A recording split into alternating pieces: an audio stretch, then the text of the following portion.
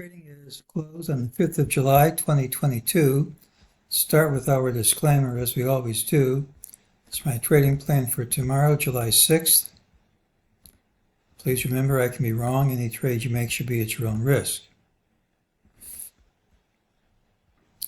Look for the pattern with the early low, which is this, and tomorrow should also have the early low. Had a target we call 3770.72. I was actually off by 6 pennies. Doesn't matter because all those numbers printed. This is a reminder of what we said. Should have calls for this week's patterns. We rallied all day long, and we couldn't close over any of these prior highs. That might change tomorrow, but for now, the rally hasn't accomplished anything. It's just backing and filling in the same space. You can count this any number of waves, any number of ways, but if that's A and that's B, C is equal to 161.8 times A. So you've got the fib wave balance right at today's high. It's rallied all day and it couldn't clear prior highs. MEJT says this is a false move, gives us our target, 3771.70. If we gap and promptly take out today's high, price is on the table but not the time. Otherwise, that's my call. The question then becomes, how do you count this? I'm certain there isn't just one way, but I'm calling this an ABC with C equal to A. And unless proven otherwise, they have a complete gold B, and we should have a wave gold C. You won't know if that's going to hold till tomorrow, though. This is blue A down. There are a number of ways I can count this. I'm certain there are others as well.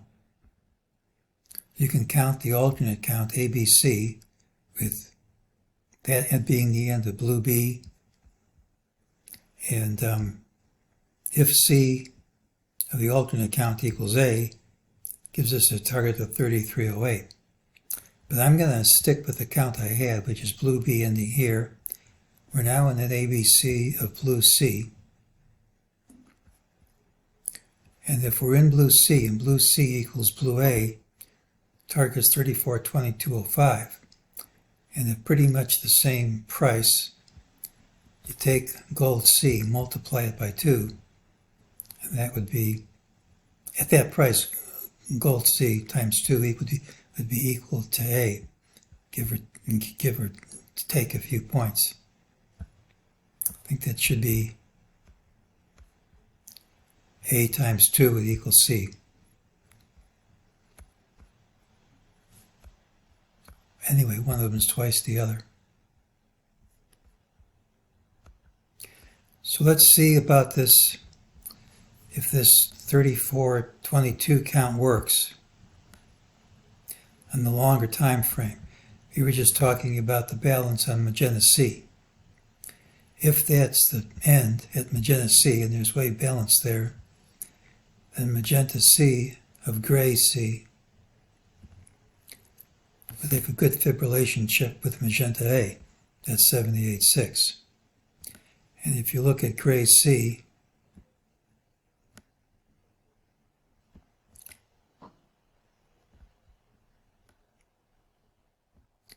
well, I did it before, it was right there.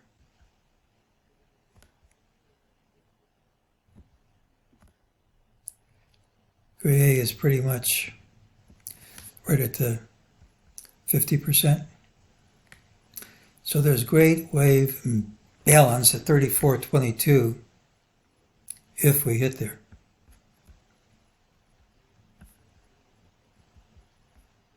So Wednesday's pattern has the early low, doesn't mean you won't gap up. Typically it's a rally day with a final hour high. If it's weak instead, tends to be more weakness. Here's a lower MEJT target. If we don't gap and promptly overtake today's high, the rules say it prints. This week tends to be a bullish week, and sentiment readings are those typically seen at market lows. But that being said, I just can't come up with a decent count, a clear count, saying this decline's over. Could be one I missed, but I just don't see it. As of today's close, we have a C equals A pattern. Now, if that's maintained, the count allows for a sharp move lower with wave balance around 34.22. Other counts might work too, but if we drop right from the open, should be strong support there if it prints.